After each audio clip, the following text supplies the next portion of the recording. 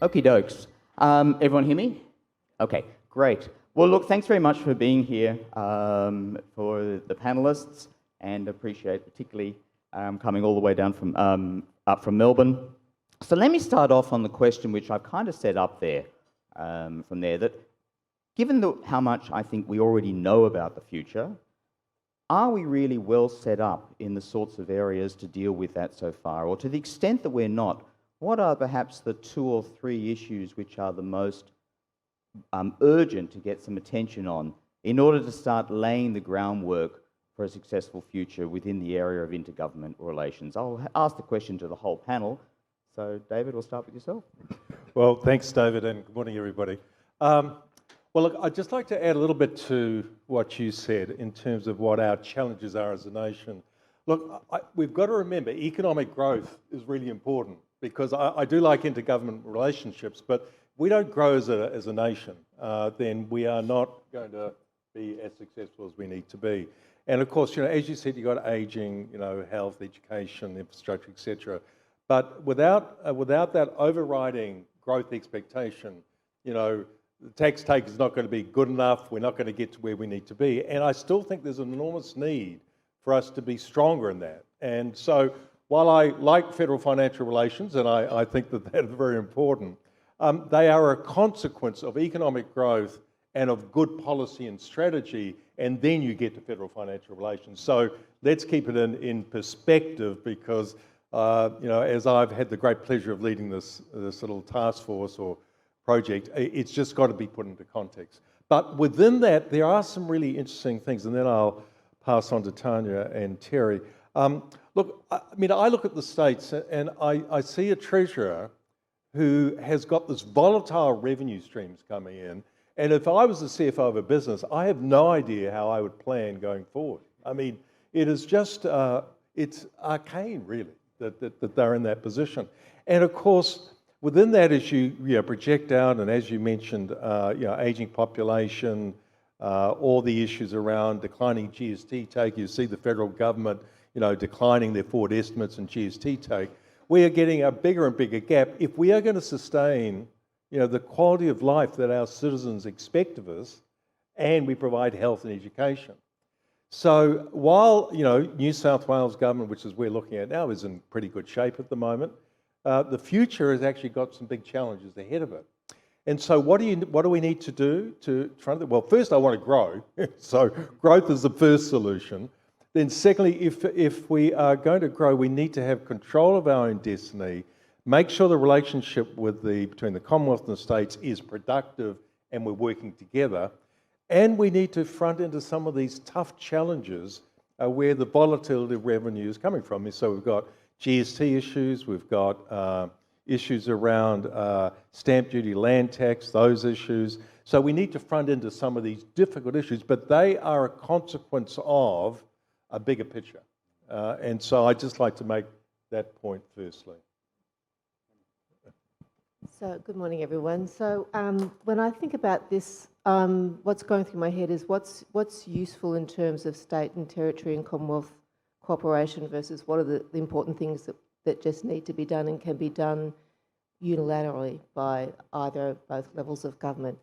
And so when I think about the big challenges of today, and you've enumerated some of them, the areas where I think that are most fruitful for that sort of intergovernmental cooperation are around, well, closing the gap. I think it has to be said, particularly on today when we're reminded of the continuing lack of progress on some of those important areas of reform.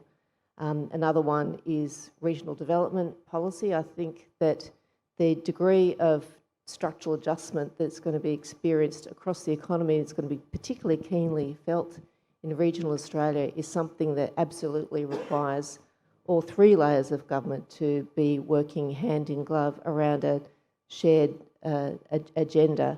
And the other area I'd call out is education, particularly tertiary education, and getting the vocational education and higher education systems properly working in a more seamless and complementary way. They're the 3 that I would call out. But we don't really have, we haven't had for a long time, not since Terry was at the helm at Prime Minister's some years ago, and we had that rare opportunity to come together as governments around Australia and articulate a very robust and timely and clear national reform agenda. We haven't really had that since, and I think the times are calling for something like that again. We now know a whole lot more about what works in service. I think you've got to just turn your mic on. Sorry. Can you hear me? Yes. We now know a whole lot more than we did, say, 10 or 20 years ago about what works in service delivery in the public sector and what doesn't.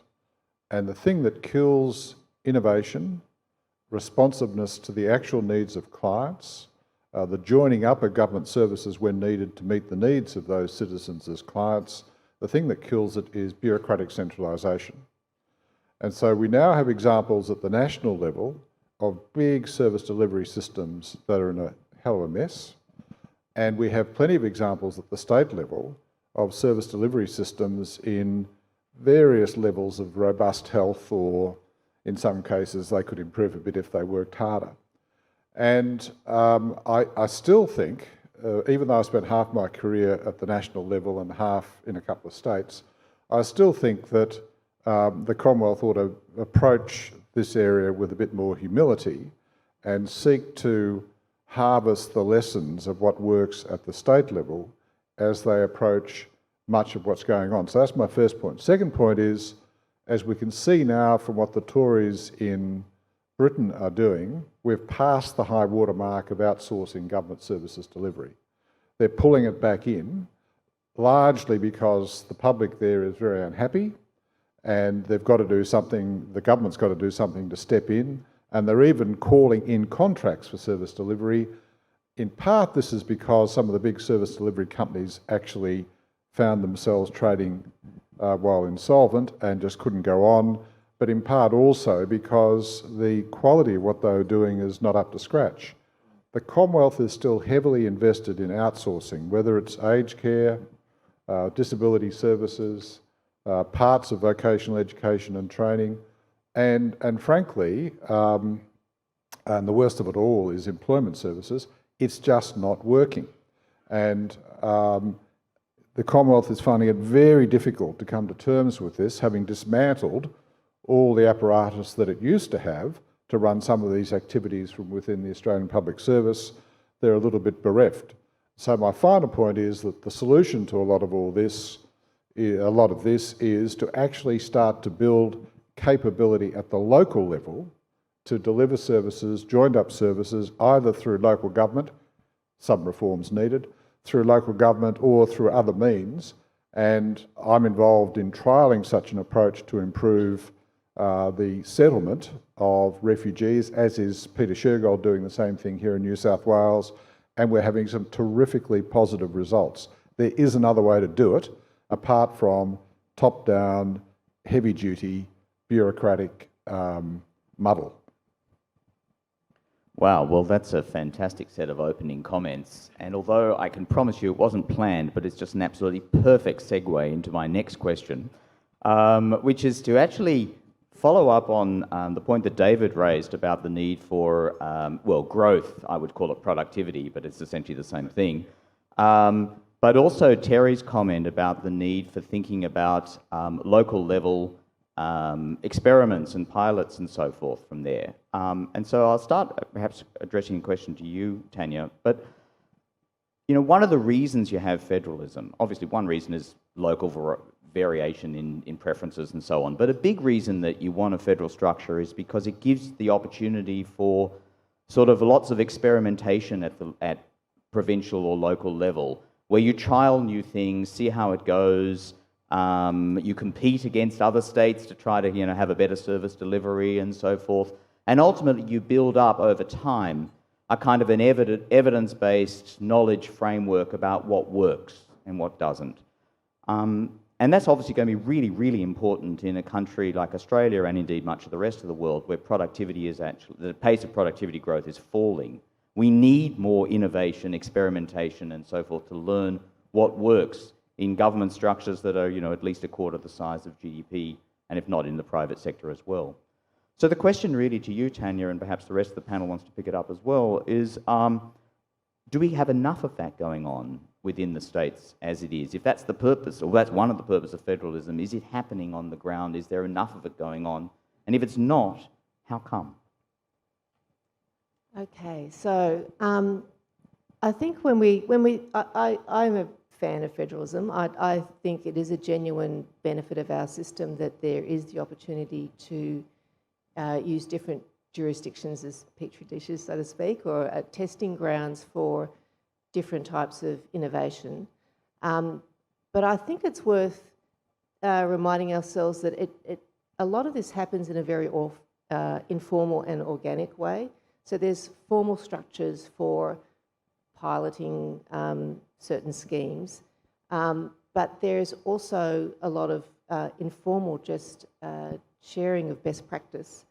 And we've seen this in, kind of to pick up on some of Terry's points, which I agree, in the area of service delivery, we can see that the Commonwealth at the moment is being greatly inspired by what's happened here in New South Wales with Services New South Wales and how it's sought to integrate a lot of service delivery and put it onto a digital platform, allowing for kind of more personalised, on-demand service delivery. And that's an example where you do get that quite productive inspiration that's coming from just the structural nature of our federation and the informal interchange between governments at all levels. Another important way in which the jurisdictions learn from each other is through federal entities that become centres of knowledge and evidence.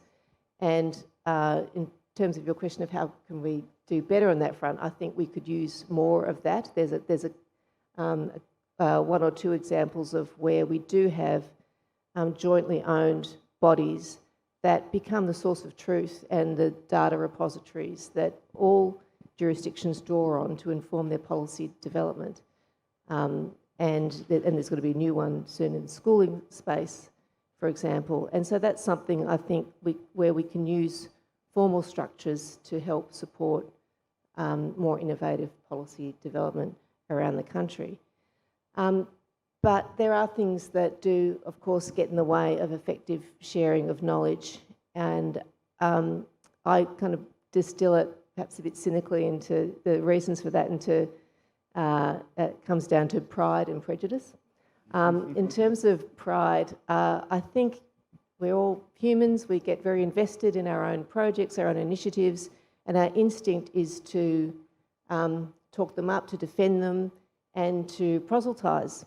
Sometimes that's warranted, but oftentimes it does lead us to have a glass half full view of what we've done and to become sort of premature zealots for our particular way of doing anything. So we want to promote it elsewhere, even though we haven't necessarily seen the full impact of our investment. And then we get very defensive if somebody wants to take an alternative approach. So we need to shift from being prideful about our investment to be prideful about what we've learned from those sorts of initiatives and to put more store in the lessons that can be extracted from those experiments and more open about the richness of that knowledge and how that can inform policy development for our own jurisdiction, but also for others. In terms of prejudice, it's really talking about some of the political dynamics in the intergovernmental space. It's hard not to. It's hard to create an environment where a government isn't instinctively sceptical about what the other side of politics has done, whether in Australia or elsewhere, whether they've done it within the same jurisdiction or elsewhere. So it really behooves public servants in particular to keep kind of relentlessly bringing forward the evidence of what works and advising ministers appropriately to be open-minded about alternative ways of doing things. But cracking that kind of the political nut is tough. Yeah, cracking open-mindedness is always tough. Terry, do you want to just pick up on that one? And in particular, let me just sort of expand the question a little bit into the challenge of bringing innovation and new ideas into areas like health, where there's a heavy role of not just within the states, but also of the federal government as well, and how you bring a new sense of trial and pilots and whatever into things where you're not the only major stakeholder within it. As a proportion of gross domestic product in Australia, we spend about half what the United States spends on health, and they have worse health outcomes than we have. And the Brits spend a couple of points of GDP less than we do, largely because the NHS is a top-down monopoly that can be constrained as to how much you've got to spend on it. In Australia at the moment, we've cracked the code on how to manage public hospitals effectively through activity-based funding, efficient pricing, local governance, accountability mechanisms, a lot of data out there publicly. And that was something that actually Kevin Rudd kicked off when he was Prime Minister. And where we've got problems now is in private health insurance, where many people in this room would have private health insurance, where once the Commonwealth sought to persuade the medical profession to constrain their co-payments, that's all stopped. And now for a given procedure, you can pay one amount of money to one specialist and 10 times that amount to another specialist that's of no particular greater note, even more than 10 times, frankly. You can't get information on the performance of individual specialists in terms of if they're a surgeon, infection rates, readmissions, all that sort of stuff. None of the basic stuff that even these days the banks are supposed to take care of. We arrange to get from private practitioners in the health system. And so I think the big issue for any government at the moment is how do you translate from the public hospitals into the private hospitals some of the disciplines as to cost, the efficiencies that have been achieved, so that the burdens on all of us who choose to be contributing to a private health insurance fund stop galloping away at a great rate. And it is possible to do, but it would take a bit of courage, I think, from the federal government's point of view.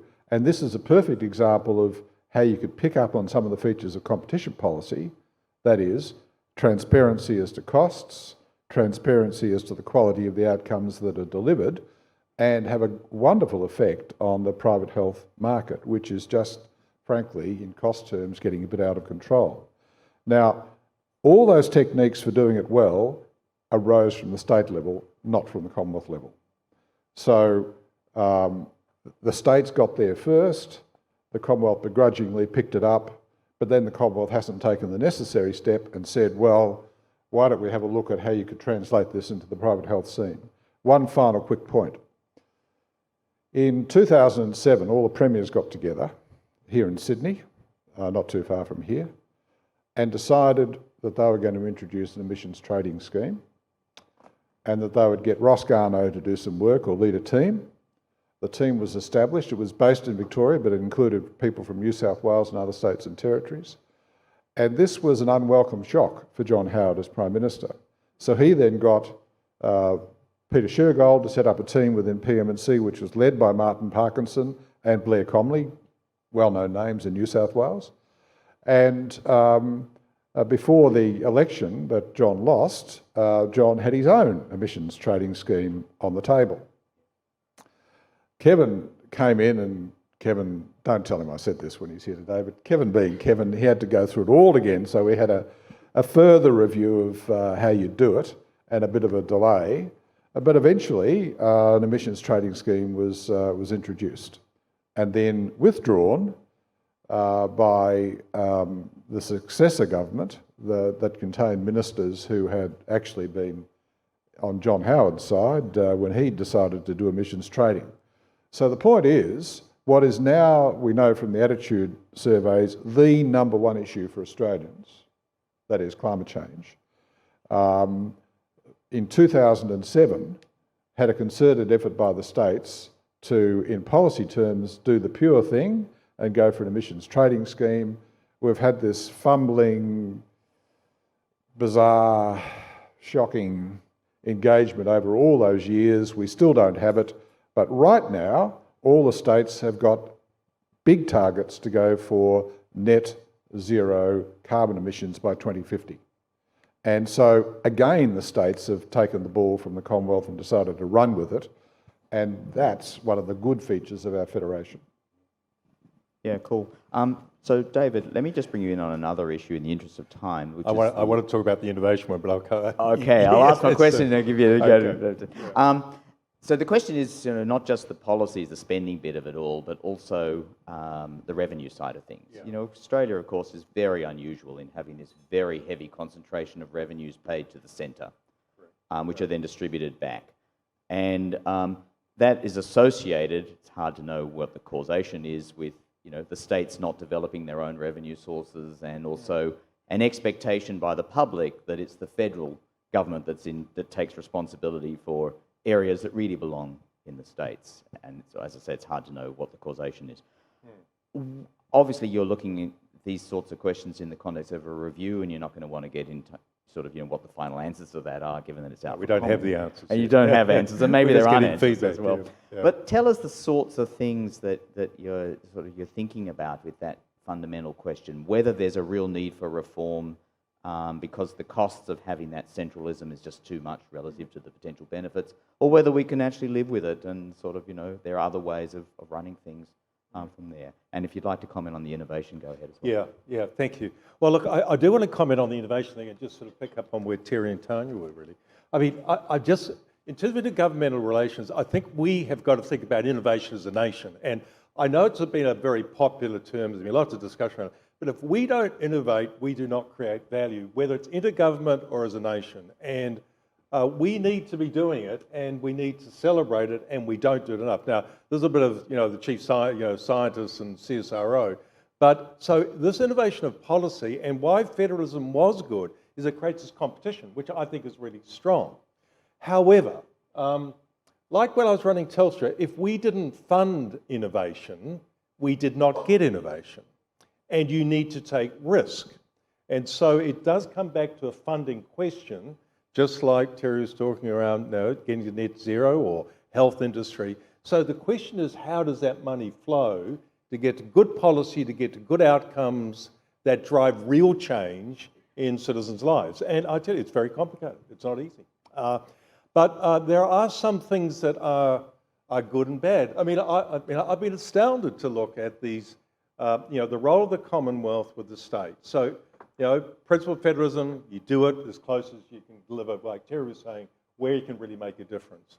And here we have, New South Wales has 50 national partnership agreements, of which I think, this is, the Commonwealth being prescriptive to the state, and I think 18 or 19 of them are under, a few $1 million, and they probably take 2 years to negotiate and $10 million each to, actually get an outcome. That doesn't sound like innovation to me. It sounds a little bit like bureaucracy, rather than a fast-moving, innovative country that wants to make a difference. And so I think we've got to look at that cultural aspect as well, but it does end up, as you rightly point out, is how does the money flow? And, we do have this vertical fiscal imbalance, a great dependence on, let's be clear. We asked the Commonwealth to collect the money, right? That's what we did after the war. And then we said, hey, now you distribute it. We have these wonderful terms like HFE, etc., that, you economists understand. Us mere mortals, still trying to understand how the GST is actually distributed. But it is an important part of the equation. So, but the one thing you've got, well, at least from my perspective, is if you give money to a group, you need to be clear about the outcome you want. And you need to have a real agreement, not after the money's gone, actually up front. And so how we create collaboration, so, I'd be really interested in Terry and Tanya's view on COAG and is that working? Because that is the other social dynamic going on here, is clarity of role between, the Commonwealth and the states. And just because Federation, what year was it? 1901? Yeah, okay, 1901. So I'm getting the history right. But federation today must be different to what 1901 was. I mean, the challenges that we face are very different. And CEDA did a great report in 14, but I don't know where it went. So it's sort of, and so how do we as a group stare into this and take ownership? Now, you asked me the question about are there any magic answers in terms of how you distribute the funds, collect them. I'm not sure there are any magic answers. Look, I've been amazed at how successful Victorian government's been, with that wonderful thing on mental health. Just a little levy. I mean, amazing. You're still paying your Medibank levy. Anyone worried about that? You all seem pretty happy. Well, I'm pretty happy because I get an outcome from it. What I worry about is when I pay my tax and I don't know where it goes. So how do we relate, real outcomes to where the funds go? I think is a lot. And we need to talk to citizens more. I'm not sure that, even before I started this FFR review, I didn't understand some of the intricacies of Commonwealth-state relations. And most citizens have no idea.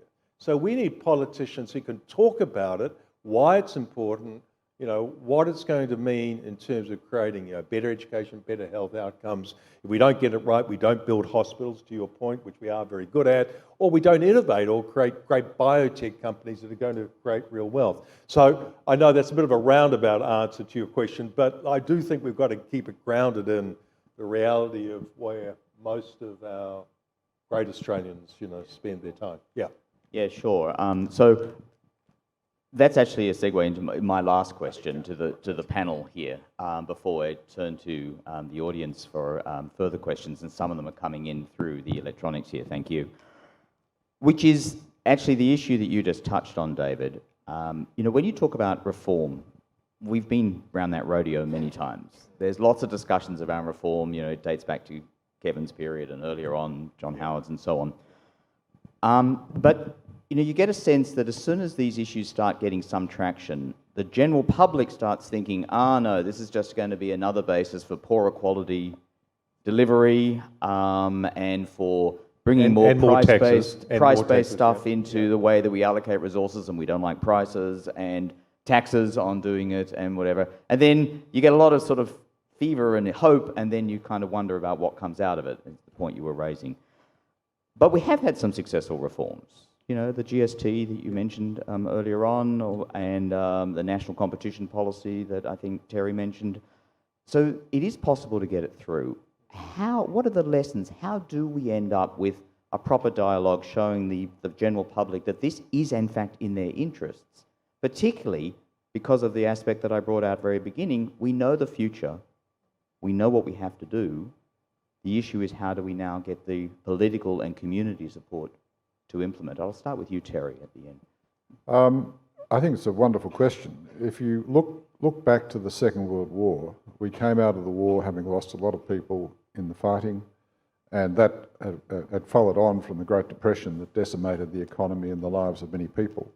And so after the war, we went into a long period of nation building. And the ideas that underpinned policy in Curtin, Chifley, Menzies, Holt in that period were essentially all designed to serve the purpose of nation building, and we did lots of things that these days the economists wouldn't approve of, like tariffs and so forth to help industries emerge. Yes. However, by the end of the 60s, we were starting to have a debate about things aren't going as they should. And Lee Kuan Yew said we're going to become the white trash of Asia, Donald Horne, lucky country, those sort of things. And for 15 years, we had a big debate about how to save Australia, and the answer was macro and microeconomics. And that gave you the second long period of reform driven by economics, which sort of started under Fraser, but really took off with Hawke, Keating, and then into the Howard period. For a while now, the public has realised this hasn't really worked all that well for them. Many of the things that they thought they could depend upon are gone, and part of the reason why the public doesn't trust politicians is that the public doesn't seem to believe that the politicians and government generally is committed to serving their purposes.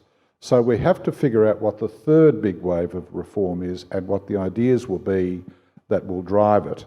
And my contention would be that anything presented as worthy economic reform in that context is not going to go down too well with the voting public. But there are things about how communities work or don't work, how services are organised and delivered or don't work either because they're not done in the right way. There are lots of things there that could be fixed up as part of the repair of what government does. And that's necessary because underpinning all of this, there are some big events outside our borders, China and America, and climate change, and so forth. So we're heading into a period of huge challenges, and we don't really have anything like a broad consensus on the key elements of an approach to solving those challenges. And I don't think it's the problem of the politicians to give it to us. It's the problem of us to debate it and come up with the answers, whether us is people in business, unions, universities, think tanks, perhaps some parliamentarians, parts of the public service, because that's been very active and instrumental in the past. We just have to realise that we need a new set of ideas. It's a great answer. Tanya? So I agree with the need for us all to be engaged in developing a clearer sense of the national agenda and trying to get some kind of consensus around the approach. But in terms of your question about, so what have we learned that can support this thinking going forward, one thing that's come through really loud and clear is that we know people don't like it when governments are at war with each other internally in Australia. They don't like the blame shifting. They see through any sort of just lowest common denominator political response to things, particularly at a time of crisis. We've seen over the last few months with the range of natural disasters. The community craves joint action from all layers of government, and so we need to, although we've learned that at one level, we haven't incorporated that into how we behave within governments. So the issue isn't just the lack of trust that the public has in governments, it's the lack of trust between governments as well. And it goes back to the points that David was making about how you distribute funding and what strings you attach to it. We need structures that are anchored in an agreed set of outcomes that are not controversial and that provide sufficient incentives for governments to achieve those outcomes in a way that makes sense for those communities, to have transparent reporting of what's going on in that space, and a shared commitment to owning but not controlling what is being achieved through the use of those funds. It sounds easy to do. It's not. We've tried it in several periods in the past, but it's still, to my mind, the recipe for success going forward. We just have to try harder. David, the last word before we go to questions. So get your questions ready, folks. Right, so I'll be pretty quick. Look, but my experience with change management, which really this is what we're talking about and how you get unification, you've got to have a bigger prize. I mean, I'll take on a whole lot of pain if I'm going to get a bigger prize. And so what's the prize we're after? I mean, I remember with Innovation Science Australia, they did that work, and they said our objective is to be the healthiest nation in the world. Healthiest nation in the world. Now, it's an interesting one. Now, I'm not sure it's the right one, but if you actually take that, that will actually drive a whole lot of implications around tax reform, health enablement, lifestyle, and by the way, I might be willing to pay more taxes for that too. I don't. So I think we've got to be unified around what we want to achieve, because then these things that we talk about, which are very important but are consequences of a bigger ideal. So if you talk about national competition reform, well, I mean, people relate to that because they thought, well, there's good competition's good because I can get a better offering, so I could see an outcome. I can remember when GST was interested in New Zealand, the trade-off was that you got lower income tax, right? Remember that? Oh, well, you weren't in New Zealand, but I was. I was born in Australia, just to make sure you understand. So, but the prize was I got more cash in my pocket, but we went to a consumption tax. And so, hey, well, that was okay. I could see a benefit.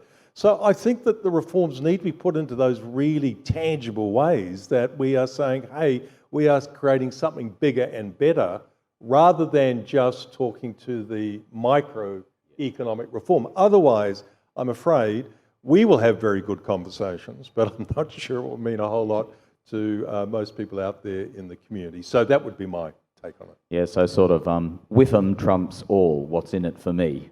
I'm in a way afraid of so. dialogue. Well, message. what's in it for us? Because I'm willing to give up a bit, if I see a greater good in the community, or, I mean, you look at the outpouring of people who've been impacted by the fires, isn't it? I mean, I think that is great for Australia, isn't it? And people give freely. And so I don't think it is all about just me. It's about the greater good, as well, as long as I can see where I'm playing a role in. Yeah. Okay, questions. So the way is just to put your hand up, and someone I think from CEDA will come around. So why don't we start over here, the gentleman there. Just make sure if you could please keep your questions very short. We're short on time, and speak up. My name is Neville Roach. I'm a chairman of the advisory board. Can you hear me? Of Tata Consultancy Services, India's biggest IT company. It's a slightly long question, but I'll speak very fast. Please do a short question and speak slowly. I start by confessing that I'm a lifelong, hairy, lefty, bleeding heart socialist. One of the biggest drags on our economy is inequality. It is rampant, it is getting worse. Wage inequality, particularly gender inequality. We are having a continued denigration of government and the role that it Please has come to straight play. to the question now. I believe in the outsourcing and the failures is adding to inequality. We're suffering from Freedonomics and the Chicago School.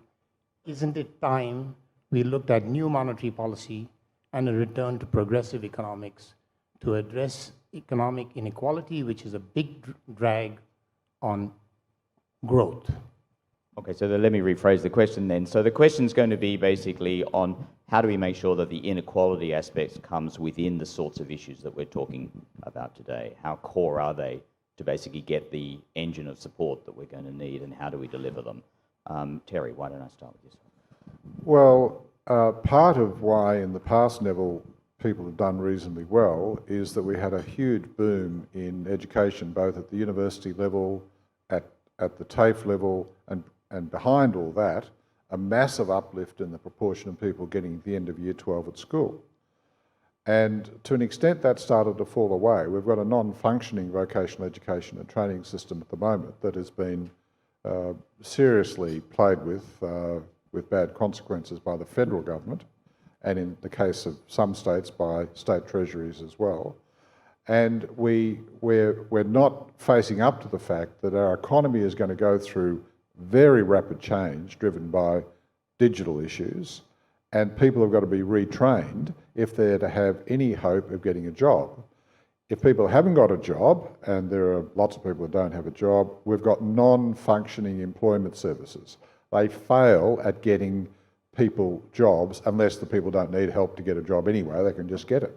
And so government has dropped the ball in so many areas that contribute to people being able to make their way in a market economy, and you can't solve the problem just by giving those same people more money. You've got to fix up the things that are the enablers of them being successful within a market economy. Yeah, which very much comes back to that whole question I think, Tanya, you mentioned about the importance of making sure we've got a skill set going through, not just at schools, but also a lifetime learning kind of capability, as well as opportunity for people to address it. Good point.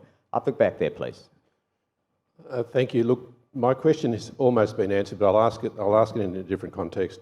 My name's Dallas Booth from the National Insurance Brokers Association.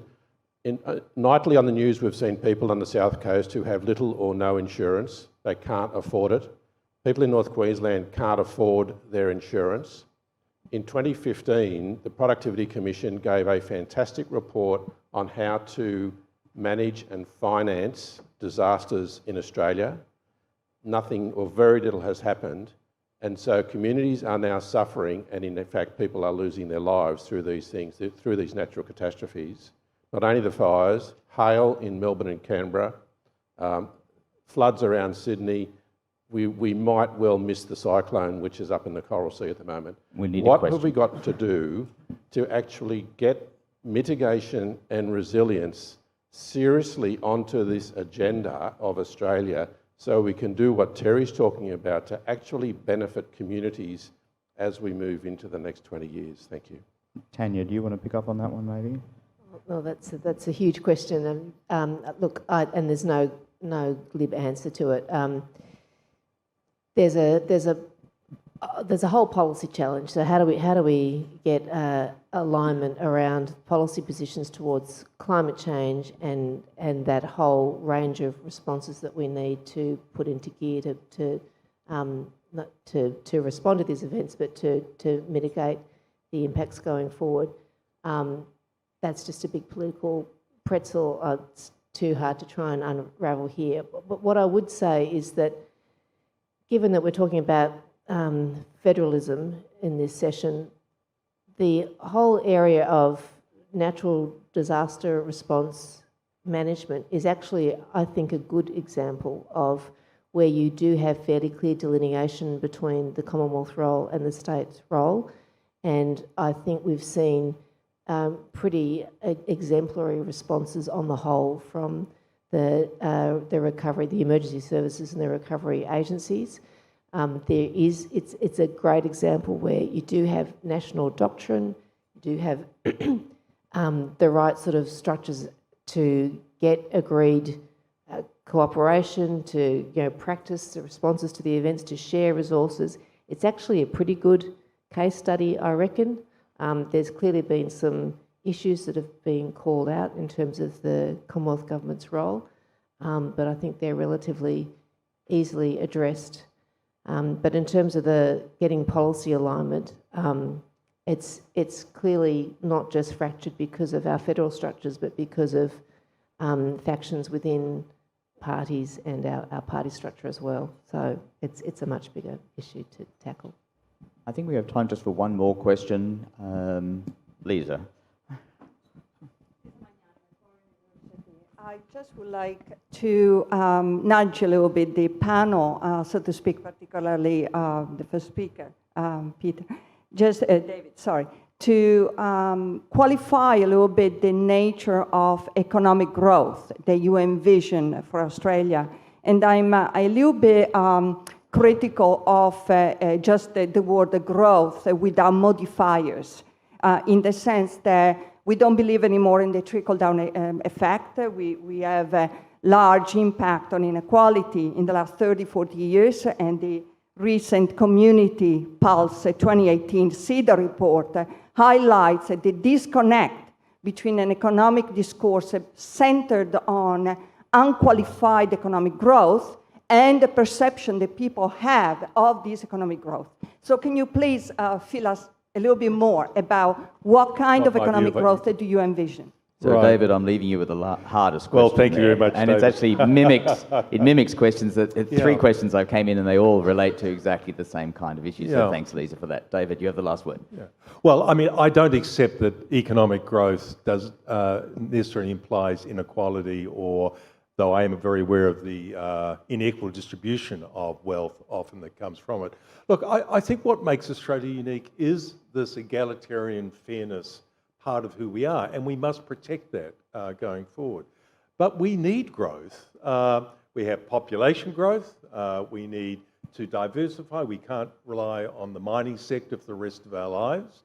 We need to build new sources of employment, and we are missing opportunities. So this is very real, and I just think that if we fall into the trap that economic growth doesn't equate to better livelihoods for the majority of Australians, then I think we fall into a very poor trap. Now, do we need to be careful that it is not a few that are getting wealthy and a few that are, suffering? Absolutely. But I'm talking about the growth of this country and about prosperity for all, and great education and great health, great social outcomes. That's what I'm interested in, because that's what makes a great nation.